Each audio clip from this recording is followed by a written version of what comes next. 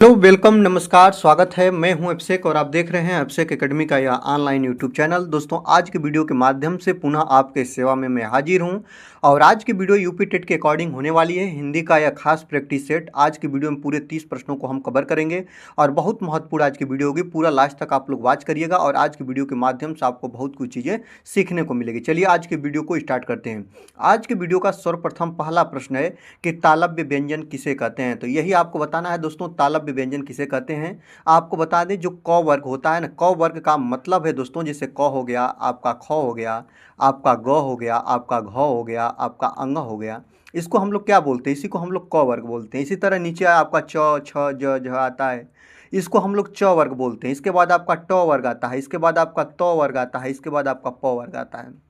आपको बता दूं हर वर्ग में 5 आपके वर्ण होते हैं। जैसे कि आप लोग क वर्ग में देखें 5, उसी तरह च वर्ग में हो गए 5, ट वर्ग में हो गए 5, त वर्ग में हो गए 5 और प वर्ग में हो गए 5। तो इसी तरह आपको यही बताना है कि कौन कौन सा व्यंजन है। जो क वर्ग है ना, यह कंठ व्यंजन कहलाता है। आपको बता दूं ये कंठ वर्ण कहलाते हैं। इनका उच्चारण स्थान क्या है, कंठ है, याद रखिएगा। और जो च वर्ग होता है, इसका जो उच्चारण स्थान होता है वो क्या होता है दोस्तों, वो तालु होता है। इसके बाद जो ट वर्ग होता है, इसका उच्चारण स्थान क्या होता है, आपको ध्यान देना है, मूर्धा होता है। इसके बाद जो त वर्ग होता है, इसका उच्चारण स्थान क्या होता है, तो दंत होता है। और इसके बाद जो प वर्ग होता है, इसका उच्चारण स्थान क्या होता है दोस्तों, तो ओष्ठ होता है। आपसे ऐसे प्रश्न बनता है ना, याद रखना। जैसे दे देगा, पूछ देगा फ, फ क्या है, तो फ किस वर्ग का हिस्सा है, तो आपको यही देखना है, प वर्ग में आता है प फ। तो फ क्या है, ओष्ठ। इसका उच्चारण करते समय आपका ओष्ठ का प्रयोग करना पड़ेगा।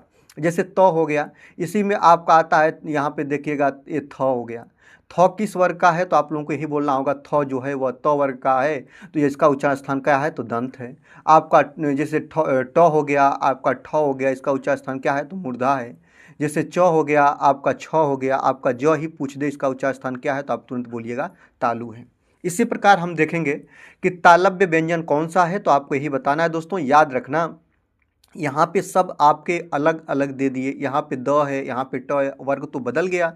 यहाँ पे देखिएगा जो आपका च है, छ है, ज है और झ है, ये आपके तालव्य व्यंजन है। ऑप्शन नंबर बी आपका बिल्कुल करेक्ट आंसर हो जाएगा। इसको आप लोग ध्यान रखिएगा, इसको ध्यान रखिएगा। ऑप्शन नंबर बी आपका करेक्ट आंसर हो जाएगा। आगे देखते हैं, उच्चारण की दृष्टि से कौन सा वर्ण दंत नहीं है, यही आपको बताना है। दंत नहीं है, आपको बता दूं दोस्तों, जो दंत वर्ण होते हैं वो त वर्ग होते हैं ना, वो क्या होते हैं दोस्तों, दंत होते हैं, याद रखना। आपको यही बताना है, दंत नहीं है। आपका त वर्ग में आता है, बिल्कुल आता है। आपका इसी में न भी आता है, बिल्कुल आता है। आपका ध भी आता है, बिल्कुल आता है। तो ये आते हैं, तो ये तो नहीं होंगे ना। आपका जो ट है ना, ट नहीं आता है, याद रखना। ये एक कौन सा वर्ड है, आपको बता दो इसका उच्चारण स्थान क्या है दोस्तों, तो याद रखना इसका उच्चारण स्थान आपका मूर्धा है। तो इसलिए कहा है कि कौन दंत वर्ग का नहीं है, तो ऑप्शन नंबर बी नहीं होगा। इसी को आप लोग ध्यान रखना। और इसके बाद आपका त हो गया, आपका यहाँ पे न भी हो गया, आपका यहाँ पे आपका ध भी हो गया। ये सभी क्या है दोस्तों, ये सभी आपके दंत हैं, याद रखना। ये सभी क्या है प्यारे, तो ये सभी आपके दंत हैं, इसको ध्यान रखना। अगर आप चाहते हैं कि इसकी वीडियो की पीडीएफ आपको मिले बिल्कुल फ्री में, और भी प्रिपरेशन के मटेरियल आपको बिल्कुल फ्री में मिले, तो हमारा आप व्हाट्सअप चैनल नंबर है 6388467911 पे आपको कमेंट करना होगा। और कमेंट में आपको याद रखना, चैट में आपको लिखना होगा पीडीएफ, और इसको जब आप पीडीएफ लिखेंगे तो वह हमारे पास आएगा और हमारी टीम द्वारा उसको आपको उसमें ऐड कर दिया जाएगा। और वहाँ पे हर वीडियो की फ्री आपकास्ट आप पीडीएफ पाते रहेंगे और आपकी प्रिपरेशन एक चुनिंदा और अच्छे तरीके से होती रहेगी। अगर आप चैनल पर नए हैं तो चैनल को सब्सक्राइब कर लीजिएगा, बेल आइकन को प्रेस कर लीजिएगा, और वीडियो अच्छी लगी तो लाइक जरूर करिएगा दोस्तों। चलिए आगे चलते हैं। यहाँ पे देखिए, मैं आपको बता दूँ सभी चीज़ों को। यहाँ पे मैं एक चीज़ बता दूं, देखिएगा इसी को क्या बोलते हैं, क वर्ग। आपसे पूछता है ना क वर्ग में कितने व्यंजन हैं, तो क वर्ग में आपके 5 व्यंजन हैं, याद रखना। आपका च वर्ग में पूछे कितने व्यंजन हैं, आपको तुरंत बताना है दोस्तों 5 है। आपसे पूछे ट वर्ग में कितने व्यंजन हैं प्यारे, आपको तुरंत बताना है इसमें भी 5 हैं। इसके बाद आपसे त वर्ग पूछे, तुरंत बताइएगा दोस्तों इसमें 5 वर्ण होते हैं। आपका प वर्ग में पूछे, इसी को हम लोग 5 वर्ण बोलते हैं। आपसे कहता है कि स्पर्शी व्यंजन कितने होते हैं, आपको यही बताना है दोस्तों। तो जो आपके स्पर्शी व्यंजन होते हैं ना दोस्तों, स्पर्शी व्यंजनों की संख्या कितनी होती है, अगर आपसे पूछे तो 25 होती है, याद रखना। कहाँ से कहाँ तक, तो आपसे बता दूं दोस्तों, क से लेकर आपके म तक के जो वर्ण होते हैं, इनको हम लोग स्पर्शी व्यंजन बोलते हैं। अगर आपको और भी डीपली बताऊं तो याद रखना, क कहीं कहीं ऐसे भी लिख देता है, क वर्ग से लेकर आपके प वर्ग के जितने वर्ण होते हैं ना, इन्हीं को हम लोग स्पर्शी व्यंजन बोलते हैं। आपको ऑप्शन दे देगा, उसमें दे देगा, जैसे ध दे दिया, आपका न दे दिया, कह देगा इसमें स्पर्शी व्यंजन कौन है आपका, इसमें से इसी 2500 में से कोई दे देगा और आपसे पूछ देगा, आप बता दीजिएगा। ऐसे इसी क्रम में हम इसको करते हैं, ठीक है। आपको यहाँ पे मैंने जो चीज़ें अभी तक बताई और बहुत बार पूछता भी है, जो आपके क वर्ग है ना, इनका उच्चारण स्थान सारे का, सभी का उच्चारण स्थान कंठ होता है। च वर्ग का मैंने बता दिया तालु होता है, और इसके बाद ट वर्ग का अभी मैंने आपको बता दिया क्या होता है दोस्तों, मूर्धा होता है। राइट बात। आगे देखते हैं, त वर्ग का उच्चारण स्थान क्या होता है दोस्तों, तो दंत होता है। और इसके बाद प वर्ग का उच्चारण स्थान क्या होता है दोस्तों, तो आप लोग याद रख लीजिएगा, ओष्ठ होता है। राइट बात। अब देखिएगा, यहीं से आपका बनता है, बहुत बार पूछता है कि नासिक के व्यंजन किसे कहते हैं, या नासिक के व्यंजनों की संख्या कितनी होती है। आपको बता दूं, नासिक के व्यंजनों की संख्या कितनी होती है प्यारे, 5 होती है। हर वर्ग का, याद रखिएगा, हर वर्ग का 5वां वर्ण जो होता है ना, जैसे आप लोग यहाँ पे देखिए, 1 नंबर का है, 2 नंबर का है, 3 नंबर, 4 नंबर, 5 नंबर, यह क्या है दोस्तों, ये 5 नंबर का है। इसी तरह यहाँ पे अंग 5 नंबर का है, यहाँ पे अड़ा 5 नंबर का है, यहाँ पे न 5 नंबर का है, यहाँ पे म 5 नंबर का है।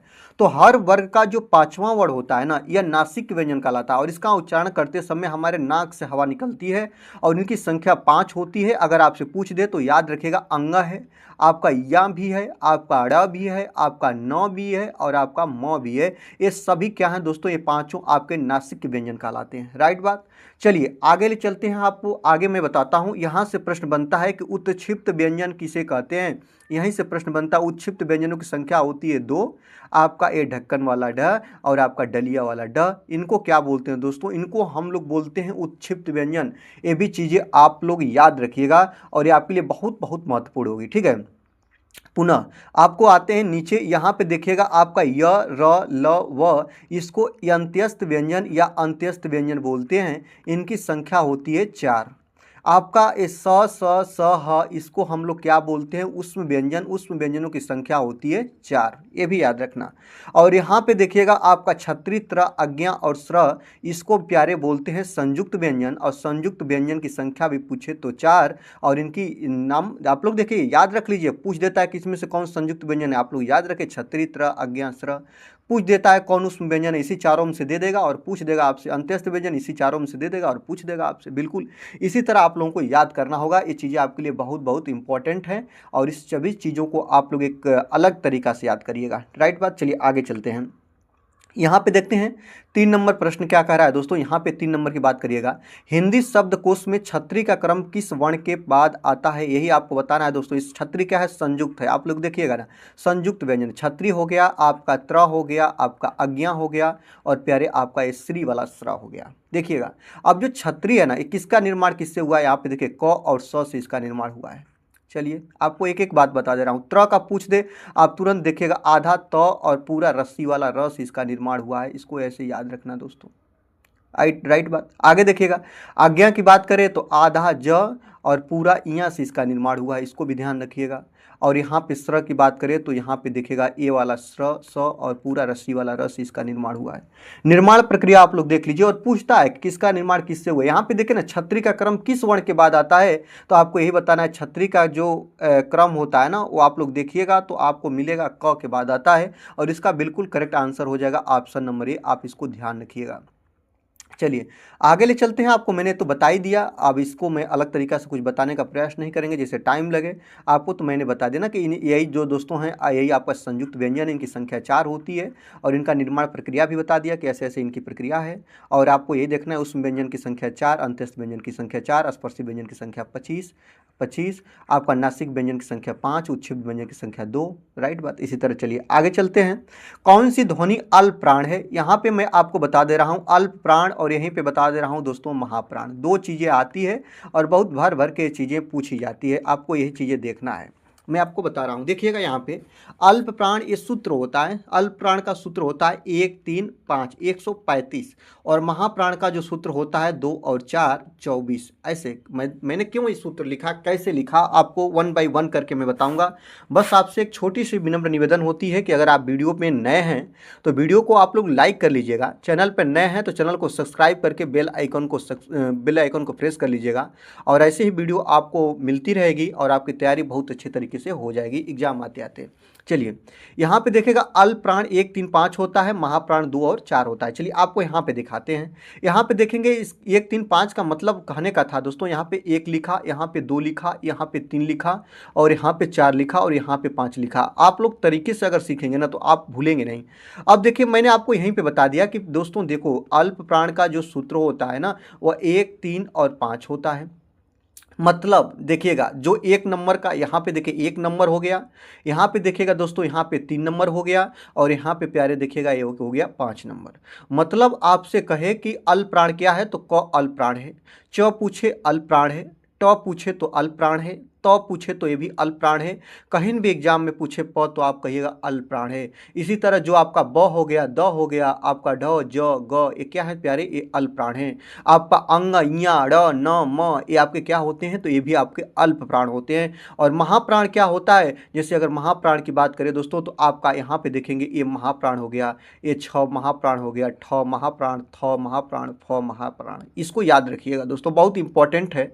तो आपको यहाँ पे लिख लिख के बता दे रहा हूँ। यहाँ पे देखिएगा ये क्या हो गया अल्प प्राण हो गया, ये क्या हो गया महाप्राण हो गया, ये क्या हो गया अल्प प्राण हो गया, ये क्या हो गया महाप्राण हो गया और दोस्तों ये क्या हो गया आपका अल्प प्राण हो गया।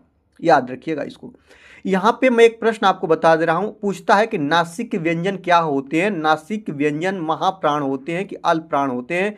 आपको बता दिया पूरे पांचों नासिक व्यंजन क्या होते हैं दोस्तों, तो नासिक व्यंजन होते हैं अल्प प्राण। क्या होते हैं दोस्तों, अल्प प्राण होते हैं। इसको आप लोगों को बिल्कुल ध्यान रखना होगा, ये चीज़ें आपके लिए बहुत महत्वपूर्ण होगी।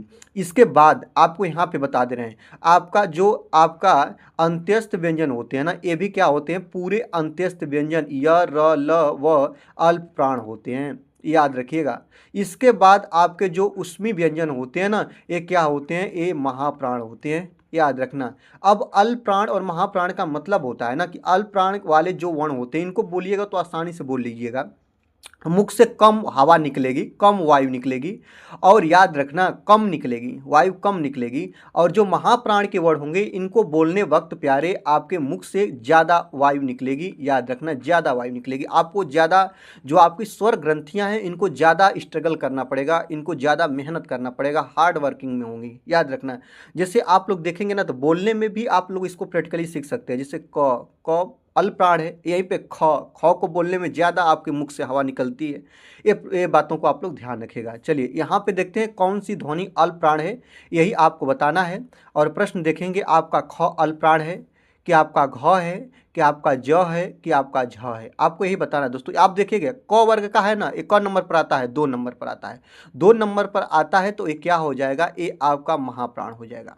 सही बात है। अब देखिएगा एक घ है, घ एक क वर्ग का है ना, क ख ग घ अंग। यहाँ पे देखिए घ का नंबर पर आ रहा है, 4 नंबर पर आ रहा है, तो मतलब ये भी क्या होगा प्यारे, तो ये भी आपका महाप्राण हो जाएगा। ठीक, यहाँ पे देखिएगा ज क वर्ग का है, ये आपका च वर्ग का है, च छ ज। यहाँ पे देखिएगा मैं लिख रहा हूँ च हो गया, छ हो गया और इसके बाद ज हो गया। और याद रखिएगा आगे झ हो गया, आगे इसके बाद इया हो गया। ये च वर्ग में आते हैं ना, 1 number, 2 number, 3 number, 4 number, 5 number. अब देखिए प्यारे जो कितने नंबर पर है, 3 नंबर पे है। तो आपसे क्या पूछा है, अल्प प्राण पूछा है। अल्प प्राण में 3 आता है और 3 आ गया तो ये क्या है प्यारे, यही आपका अल्प प्राण है। ऑप्शन नंबर सी आपका बिल्कुल सही आंसर हो जाएगा। आशा करते हैं चीज़ें आप लोग बहुत आसानी तरीके से सीख रहे होंगे। और झ आपको इसी मिल रहा है ना 4 नंबर पे, तो ये क्या हो जाएगा दोस्तों, ये आपका महाप्राण हो जाएगा। ठीक ना, तो चलिए आगे चलते हैं। अगला है दोस्तों कि निम्न में से कौन सघोष वर्ण कौन सा है, यही आपको बताना है। यहाँ पे देखिएगा सघोष वर्ण की बात करना है, सघोष वर्ण कौन सा है। यहाँ पे देखिएगा दोस्तों प्रश्न आपके बनते हैं अघोष और यहीं पे प्रश्न आपके बनते हैं प्यारे सघोष। 2 चीज़ें आप लोग याद रखिएगा, बनता है एक चीज़ बनता है आपका अघोष और एक बनता है सघोष। और इसका सूत्र क्या होता है, अघोष का सूत्र होता है 1 2, सघोष का सूत्र होता है 3 4 और 5। ये बातें याद रखिएगा और ये चीज़ें आपके लिए बहुत महत्वपूर्ण भी होगा। इसके बाद जो उस व्यंजन के आपके स, ए वाला स और ए वाला स होता है ना, ये सभी आपके अघोष होते हैं। और इसके बाद आपका य, आपका र, आपका ल, आपका व और हरना वाला हाथी वाला ह, ये आपके क्या होते हैं, सघोष होते हैं। जैसे आप लोग यहाँ पर देखिए आप समझ जाएंगे सॉरी, यहाँ पे देखेंगे जैसे देखिए एक नंबर पर है, ये 2 नंबर पे है और ये 3 नंबर पे और ये दोस्तों 4 नंबर, ये 5 नंबर। अब मैंने आपको बता दिया ना कि यहाँ पे सघोष का जो सूत्र होता है ना वो आपका 3, 4 और 5 होता है, और इसके बाद आपका अघोष का जो सूत्र होता है ना दोस्तों वो कितना होता है, 1 और 2 होता है। ठीक, तो आपको यही देखना है जो इधर के हैं, जैसे आपका क ख च छ ट ठ त थ प फ, ये क्या है दोस्तों, ये आपके अघोष हैं। क्या है, तो अघोष हैं। और जो आप लोग येलो कलर में पीला में देख रहे हैं ना, ये क्या है दोस्तों, तो ये आपको बिल्कुल देख लेना है, ये आपके सघोष हैं, सभी के सभी। आपको इसको प्रैक्टिस करने की जरूरत है, और प्रैक्टिस के चीज़ों को आप लोग सीख लेंगे। ठीक ना, तो यहाँ पर भी आपको देखना है य र ल व ह, ये क्या है दोस्तों, ये आपका सघोष है, और ये आपका पूरा क्या है दोस्तों, आपका अघोष है। क्या है दोस्तों, तो ये आपका पूरा का पूरा अघोष है। ठीक है, चलिए हम प्रश्न यहाँ पे आपको बता रहे थे कि निम्न में से कौन सा सघोष वर्ण कौन सा है, सघोष के बारे में बात करना है। यहाँ पे आपको देखिएगा, जब सघोष वर्ण के बारे में बात करना है तो आप किसको बताइएगा, क्या आपके लिए सही होगा, यही चीज़ें आपके लिए बहुत इंपॉर्टेंट तरीके से देखना होगा। अब देखिए, ये जो ट है ना, ट 1 नंबर पे आता है, और 1 नंबर पर आता है तो ये क्या हो गया दोस्तों, ये आपका अघोष हो गया। ठीक, यहाँ पे च भी 1 नंबर पर आता है तो ये भी क्या हो गया दोस्तों, ये भी आपका अघोष हो गया। यहाँ पे क 1 नंबर पर आता है तो ये भी आपका क्या हो गया, अघोष हो गया। और आपसे सघोष पूछा है ना, सघोष पूछा है ना, तो च छ ज 3 नंबर पर आता है और 3 नंबर पर आ रहा है तो यही आपका क्या होगा दोस्तों, सघोष होगा। और सघोष होगा तो ऑप्शन नंबर ये हमारा क्या होगा, लाख हो जाएगा, बिल्कुल सही आंसर हो जाएगा। वीडियो को लाइक कर लीजिएगा अगर आप चीज़ें आपको समझ में आ रही है तो। पूरा वीडियो अंत तक देखिएगा, बहुत महत्वपूर्ण वीडियो आज के लिए आपके लिए है। यहाँ पे देखते हैं दोस्तों, आगे चलते हैं। निम्न में से दीर्घ स्वर नहीं है। दीर्घ स्वर आपको बता दें दोस्तों, हिंदी वर्णमाला में स्वरों की संख्या कितनी बताई गई है, 11। यहाँ पे स्वर तो वैसे 3 प्रकार के होते हैं, हर्ष स्वर, दीर्घ स्वर, प्लुप्त स्वर, याद रखिएगा। लेकिन मैं आपको 2 स्वरों को इंपॉर्टेंट तरीके से डिफाइन कर रहा हूँ, एक है हर्ष स्वर और एक है दोस्तों दीर्घ स्वर। ठीक ना, प्लुप्त स्वर आप लोग ध्यान रखिएगा, लेकिन मैं आपको बता रहा हूँ, ये भी यहाँ पे लिख दे रहा हूँ क्योंकि आपको इसी चीज़ की PDF मिलेगी तो बहुत लोग सोचेंगे कि क्यों 2 ही बताया गया है। तो देखिएगा, हर्ष स्वर की संख्या कितनी होती है, आपसे पूछे 4 होती है। दीर्घ स्वर की संख्या कितनी होती है, 7 होती है। 7 + 4 मिला के पूरे स्वर को कितनी मान्यता मिली है, तो 11 स्वरों की मान्यता मिली है। अब देखिएगा, हर्ष स्वर आपका अ होता है, छोटी ई होता है, छोटा ऊ होता है और ऋषि वाला री होता है। ये आपके क्या होते हैं, हर्ष स्वर कहलाते हैं। ठीक है, दीर्घ स्वर कौन होते हैं, आपका आ हो गया, बड़ी ई हो गया, बड़ा ऊ हो गया, और इसके बाद एनक वाला ए ओ, और इसके बाद क्या होता है दोस्तों, औ। ये क्या है दोस्तों, तो ये आपकी संख्या कितनी हो जा रही है, तो ये संख्या आपकी 7 हो जा रही है। 7 आपके दीर्घ स्वर कहलाते हैं। अब चलिए हम प्रश्न पर चलते हैं।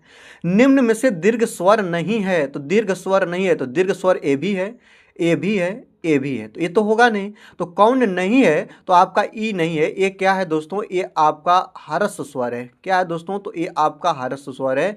तो आपका करेक्ट आंसर जो होगा ना, ऑप्शन नंबर ए आपका करेक्ट आंसर हो जाएगा। ये आपके सभी क्या हो जाएंगे, गलत हो जाएंगे। इसको आप लोग ध्यान रखिएगा। चलिए यहाँ पे देख ही लेते हैं, आपको तो मैंने बता ही दिया। जो आपका अ है ये हर्ष स्वर है, आपको बता दूं ये हर्ष स्वर, हर्ष का मतलब होता है छोटा। ये आपका ई, ये भी हर्ष स्वर है। आपका ऊ, ये भी हर्ष स्वर है। और आपका री, ये भी हर्ष स्वर है। इसके बाद जो बच रहे हैं वह दीर्घ स्वर है। और जो हरा कलर का अंग और अह देख रहे हैं ना दोस्तों, इसको हम लोग क्या बोलते हैं, अयोगवाह बोलते हैं। आपसे प्रश्न बनता है कि अयोगवाह की संख्या कितनी होती है, तो अयोगवाह की संख्या 2 होती है, अंग और अह। और याद रखना, एक होता है इसको हम लोग बोलते हैं अनुस्वार, अनुस्वार, और एक होता है इसको हम लोग बोलते हैं विसर्ग। क्या बोलते हैं, विसर्ग। अयोगवाह कितने होते हैं, 2। अनुस्वार और विसर्ग को क्या बोलते हैं, तो अयोगवाह बोलते हैं। चलिए आगे ले चलते हैं। यहाँ पे दोस्तों है एनक वाला ए और अय वर्ण का उच्चारण स्थान क्या होता है, आपको मैंने बहुत बार बताया हूँ दोस्तों। इसका उच्चारण स्थान बहुत बार पूछता है, तो इसका उच्चारण स्थान कंठ तालव्य होता है। ऑप्शन नंबर डी आपका बिल्कुल सही आंसर हो जाएगा। इसको आप लोग बिल्कुल तरीके से ध्यान रखिएगा। ठीक ना, आगे देखते हैं दोस्तों। यहाँ पे मैं बहुत बार बताया भी हूँ, यहाँ पे कई बार बन जाता है। छोटा ऊ और बड़ा ऊ का उच्चारण स्थान क्या है, तो आपको बता दो दोस्तों, इसका उच्चारण स्थान ओष्ठ है। क्या दोस्तों, ओष्ठ है। ओष्ठ के माध्यम से इसका उच्चारण होता है। आगे देखते हैं, हिंदी वर्णमाला में अयोगवाह कितने हैं तो आपको बता दिया, अनुस्वार और विसर्ग को अयोगवाह बोलते हैं और इनकी संख्या 2 होती है।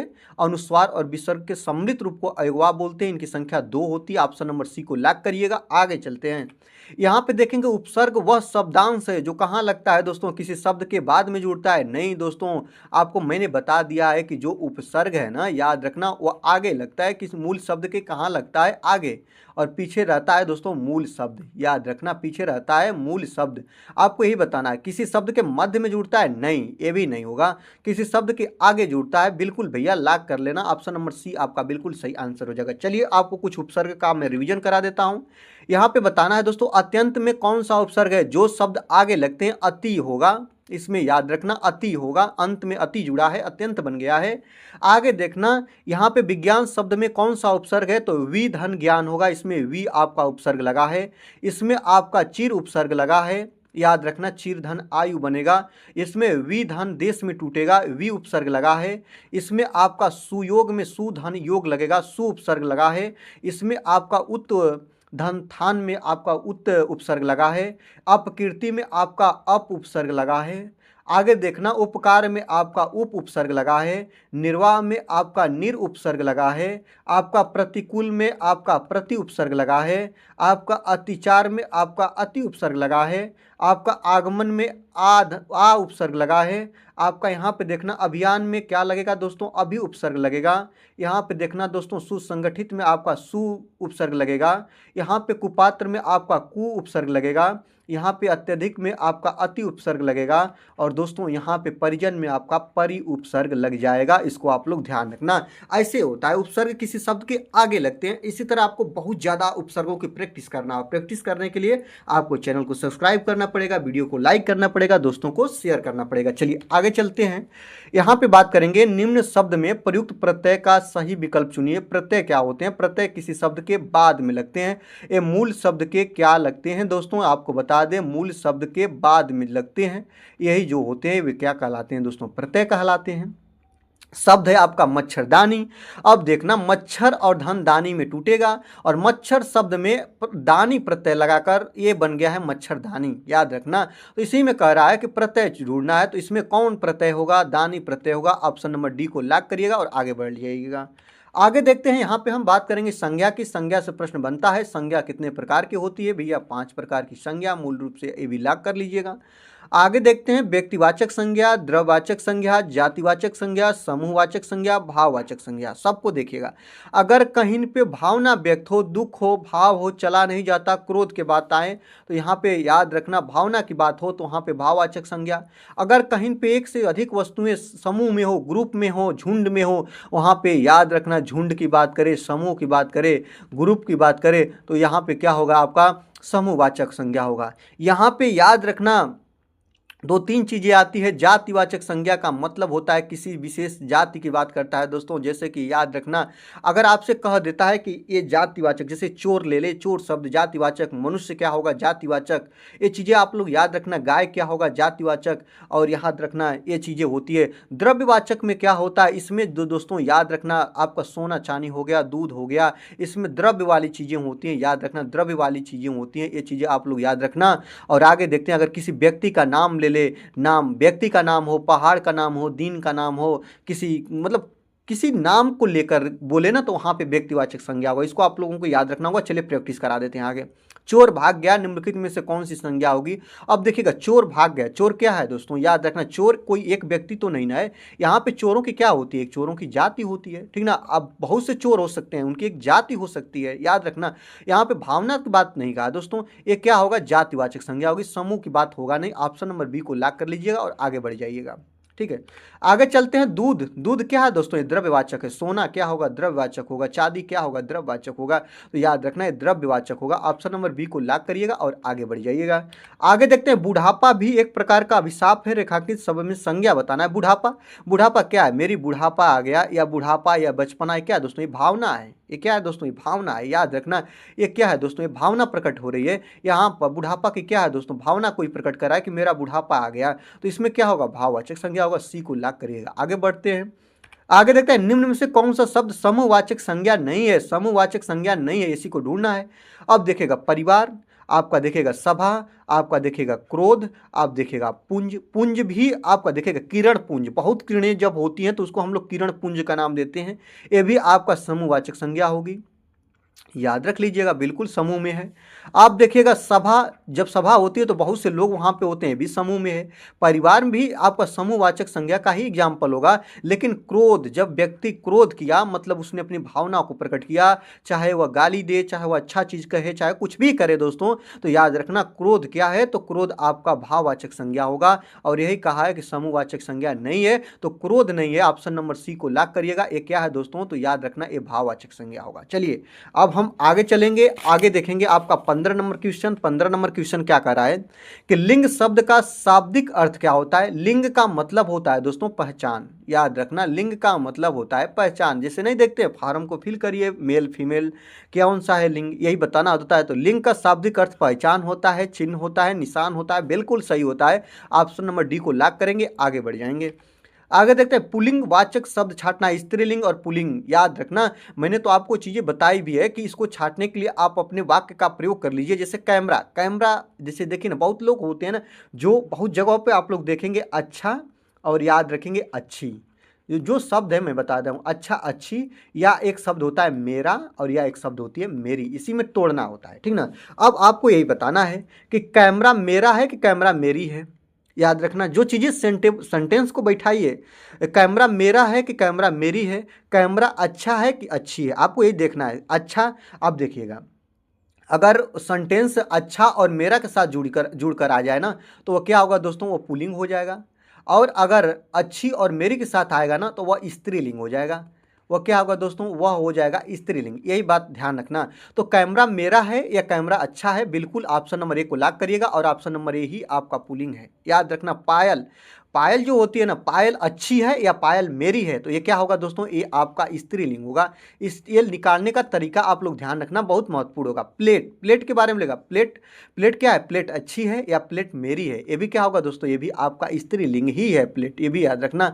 तलवार, तलवार क्या है, तलवार मेरी है या तलवार अच्छी है, ये भी स्त्रीलिंग के ही भाव में आती है। ये भी चीज़ें आप लोग याद रखना। चलिए आगे देखते हैं, निम्नलिखित शब्द में पुल्लिंग शब्द नहीं है, यही आपको छांटना है। कौन ऐसा है जो पुल्लिंग शब्द नहीं है। पुल्लिंग शब्द नहीं है मतलब वह होगा क्या दोस्तों, तो स्त्रीलिंग। हमको क्या पकड़ना है इसमें से, स्त्रीलिंग कौन है। रत्न, मोती, नकल, बचपन। याद रखना, मेरा बचपन, याद रखना मेरा बचपन, ये तो क्या हो गया, पुल्लिंग हो गया, ये पुल्लिंग हो गया। याद रखना मोती, याद रखना मेरा मोती, याद रखना, याद रखना पुल्लिंग शब्द नहीं है, क्या है दोस्तों, याद रखना मेरा शब्द आ रहा है, तो ये दोस्तों ये आपका पुल्लिंग है। रत्न भी आपका पुल्लिंग है। लेकिन याद रखना जो नकल है ना, ये चीज़ें याद रखना, नकल क्या होगा, तो याद रखना पुल्लिंग शब्द नहीं है, तो नकल नहीं करनी चाहिए, या नकल मेरी है या नकल अच्छी है। ऑप्शन नंबर सी को लॉक करिएगा, ऑप्शन नंबर सी आपका बिल्कुल करेक्ट आंसर हो जाएगा, इसको आप लोग ध्यान रखिएगा। चलिए आगे देखते हैं, यहाँ पे बात करेंगे निम्नलिखित में से स्त्रीलिंग शब्द है, और स्त्रीलिंग शब्द कौन सा है। यहाँ पे देखेंगे आपका बैंक है, आपका स्कूल है, आपका डिग्री है, आपका हाल है। याद रखना, तो स्त्रीलिंग शब्द है बैंक, यहाँ पे भी उसी प्रक्रिया को अपनाएंगे। शब्द है मेरा और एक है शब्द मेरी, या अच्छा, या एक शब्द है दोस्तों अच्छी। दोनों चीज़ों को आप लोग ध्यान रखना। तो बैंक मेरा है या बैंक अच्छा है, दोनों चीज़ आ रहा है, तो ये क्या होगा, ये पुल्लिंग होगा। क्या होगा, तो याद रखना ये आपका पुल्लिंग होगा। ये बातें ध्यान रखना। यहाँ पे देखेगा, यहाँ पे दोस्तों अगला है स्कूल। स्कूल के बारे में बात करें, स्कूल अच्छा है या स्कूल मेरा है, ये भी क्या होगा दोस्तों, पुल्लिंग होगा। याद रखना, डिग्री की बात करें तो डिग्री मेरी है या डिग्री अच्छी है, ये आपका क्या होगा, स्त्रीलिंग होगा। हाल मेरा है या हाल अच्छा है, ये भी क्या होगा दोस्तों, तो ये भी आपका पुल्लिंग ही होगा। तो कह रहा है कि स्त्रीलिंग शब्द है, तो स्त्रीलिंग आपका डिग्री हो जाएगा। ऑप्शन नंबर सी को लॉक करेंगे, आगे बढ़ेंगे। यहाँ पे देखेंगे दोस्तों, पुल्लिंग की पहचान आपको बताई दिए कि अच्छा या मेरा से करिएगा, और स्त्रीलिंग की पहचान अच्छी या मेरी से करिएगा। पूरे जितने पर्वत के नाम होते हैं पुल्लिंग कहलाते हैं, पेड़ों के नाम पुल्लिंग में आते हैं, अनाजों के नाम पुल्लिंग में आते हैं। जितनी भाषा होती हैं, बोली होती है, कोई लिपियाँ हो गई, तिथियों के नाम हो गया, नदियों के नाम हो गया, सब किस में आते हैं, तो स्त्रीलिंग में आते हैं। इसको आप लोग याद रखना, सभी क्या है दोस्तों, स्त्रीलिंग है, और ये क्या है दोस्तों, तो ये आपके पुल्लिंग है। चलिए आगे देखते हैं, यहाँ पे हम लोग देखेंगे कारक के बारे में। हिंदी में कारक कितने प्रकार के होते हैं, तो 8 प्रकार के होते हैं। इनका चिन्ह देख लीजिए, कर्ता कारक, जहाँ पे ने आएगा वहाँ पे कर्ता कारक होगा, जहाँ पे कहीं सेंटेंस में को आएगा तो वहाँ पे कर्म कारक होगा, जहाँ कहीं भी सेंटेंस में से या द्वारा आएगा वहाँ पे आपका करण कारक होगा, जहाँ कहीं सेंटेंस में को या के लिए आएगा वहाँ पे संप्रदान कारक होगा, याद रखना दोस्तों, याद रखेंगे। उसमें क्या होगा, वहाँ पे आपका संप्रदान कारक होगा। जहाँ कहीं भी से आए सेंटेंस में और अलग होने के भाव में आए तो वहाँ पे क्या होगा, अपादान कारक होगा। जहाँ कहीं भी का, के, की, ना, ने, नी और रा, रे, री आए सेंटेंस में वहाँ पे संबंध कारक होगा। और जहाँ कहीं भी में, आ, पर आए वहाँ पे अधिकरण कारक होगा। और जहाँ कहीं भी विस्मय सूचक चिन्ह लगे हों और हे, अरे, अजी ऐसे शब्द आए वहाँ पे संबोधन कारक हो जाएगा। इसको आप लोगों को याद रखना होगा। चलिए आगे देखते हैं। यहाँ पे हम बात करेंगे, वह घर से बाहर गया, इस वाक्य में कौन सा कारक होगा। याद रखिएगा, वह घर से बाहर गया, यहाँ पे से आ गया और घर से बाहर गया मतलब घर से वो क्या हो रहा है, अलग हो रहा है। याद रखना। और यहीं पे मैंने आपको बताया से अलग होने के भाव में आए ना, याद रखना, से अलग होने के भाव में, यहाँ पे देखेंगे से अलग होने के भाव में आ रहा है तो उसमें कौन सा कारक होगा, तो वहाँ पे आपको याद रखना अपादान कारक होगा। इसका सही होगा अपादान कारक। ऑप्शन नंबर डी को आप लोग लॉक करिएगा। चलिए आगे चलते हैं। यहाँ पे देते हैं, खटिया पर मैडम जी बैठी हैं, वाक्य में कारक क्या होगा, में या पर, किस में आता है आपको मैंने बता भी दिया है। जहां कहीं खटिया पर, यहाँ पे देखें पर बैठी है ना, पर शब्द आया ना, पर आ गया तो मतलब वहां पे कौन सा कारक होगा, तो अधिकरण कारक हो जाएगा। तो याद रखना ऑप्शन नंबर बी को लॉक करिएगा दोस्तों और आगे बढ़ जाइएगा, यही ऑप्शन बिल्कुल करेक्ट हो जाएगा। आगे देखते हैं, यहाँ पे हम बात करेंगे समास के बारे में और आपको यही चीज़ें ध्यान देनी है और समास कितने प्रकार के होते हैं और समास में क्या क्या चीज़ें होती हैं। और याद रखना ये आपके लिए बहुत महत्वपूर्ण भी होगा। समास मूल रूप से 6 प्रकार के ही होते हैं, इसको ध्यान रखना। अब बेभाव समास, तत्पुरुष समास, कर्मधारय समास, द्विगु समास, द्वंद्व समास और इसके बाद बहुब्रीहि समास, सबको हम देखते हैं कैसे कैसे इसकी हम पहचान कर लेते हैं। बहुत आसान तरीके से आपको केवल रिविजन करा रहे हैं। यहाँ पे देखिएगा, जहाँ कहीं भी आप पढ़िएगा और उसमें उपसर्ग लगा हुआ चीज़ें आ जाए वह देखिएगा, पहचान का तरीका है। अब बेभाव समास होगा। तत्पुरुष समास में कारक आ जाते हैं, ये तत्पुरुष समास का एग्जाम्पल हो जाता है। कर्मधारय समास में विशेषण और विशेष जैसी चीज़ें आ जाती है। याद रखिएगा, द्विगु समास जो होता है वह संख्यावाची हो जाता है। द्वंद्व समास में याद रखना बीच में योजक चिन्ह लगा होता है और का लोप हो जाता है, याद रखना। और इसके बाद बहुब्रीहि समास में कोई भी पद प्रधान नहीं होता है, तीसरा पद प्रधान होता है, इसमें प्रधान पद होता है तीसरा।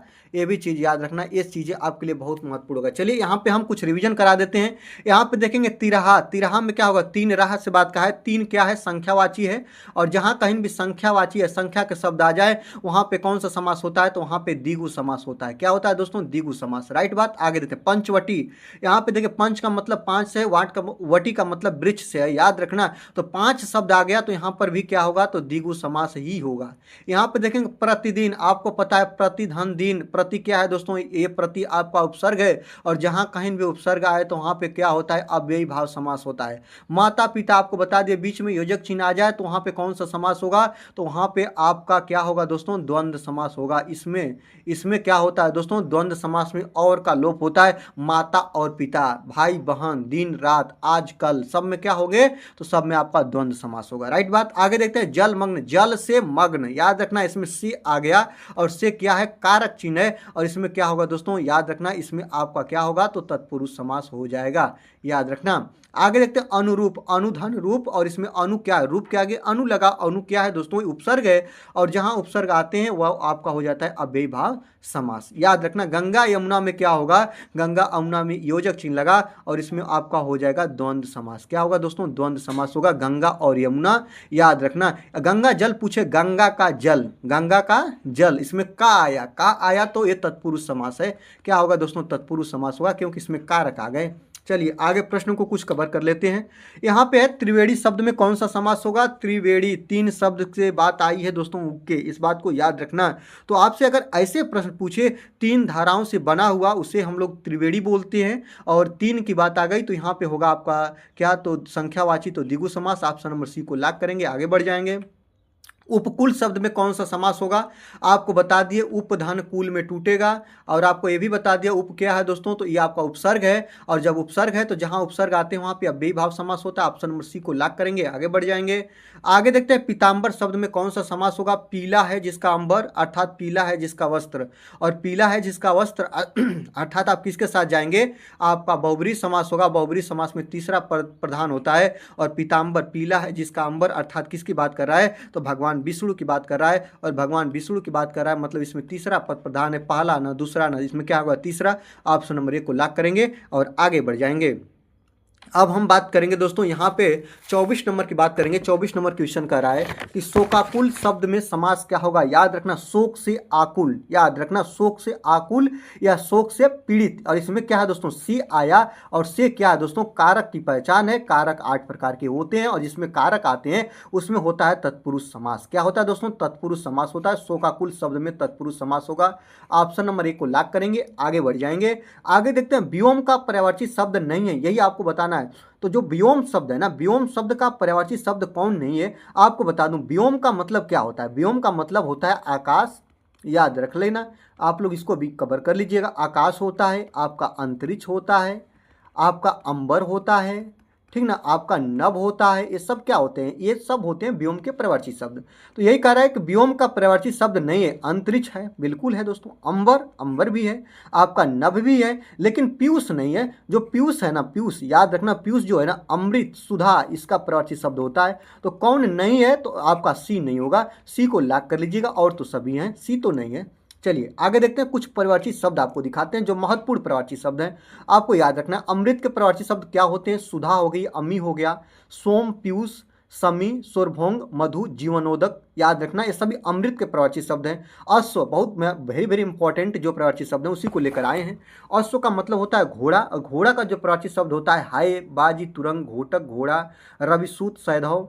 आँख, आँख का पर्यायवाची शब्द लोचन, नयन, नेत्र, चक्षु, दृग, ये सब होते हैं। गृह, गृह का मतलब होता है घर, घर का सदन, भवन, मंदिर, धाम, निकेतन होता है। व्योम, अभी आपको बता ही दिए हैं कि व्योम का पर्यायवाची शब्द होता है अंतरिक्ष, अंबर, नभ, अनंत। आग का होता है अग्नि, अनल, कृषाणु, दहन, धूमकेतु, वही, वायुशाखा।